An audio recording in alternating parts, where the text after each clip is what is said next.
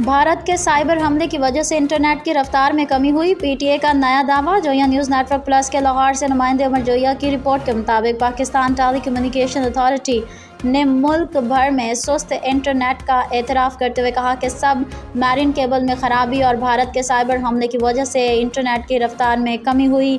Lahore high court میں ملک بھر میں انٹرنیٹ کی بندش کے خلاف دائر درخواست پر سماعت ہوئی۔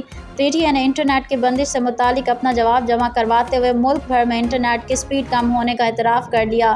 اس موقع پر پی ٹی اے کے وکیل نے بتایا کہ انٹرنیٹ کی سپیڈ کم ہونے کی 4 وجوہات ہیں، جن میں سے ایک ہے کہ سمندر میں سب میرین کیبل کٹ جانے سے انٹرنیٹ کی سپیڈ کم ہوئی۔ اس حوالے سے کہا گیا کہ ایک انٹرنیٹ کمپنی کی غلط تربیت کی وجہ سے سپیڈ کم ہوئی اور متعلقہ انٹرنیٹ کمپنی کے خلاف سخت کارروائی کر کے ملازمین معطل کر دیے گئے۔ ان کا کہنا تھا کہ 15 اگست کو بھارت کے یوم آزادی پر سائبر اٹیک ہوا، جس سے انٹرنیٹ سلو ہوا، جب وی پی این کے بے تحاشا استعمال کی وجہ سے بھی انٹرنیٹ کی سپیڈ متاثر ہوئی۔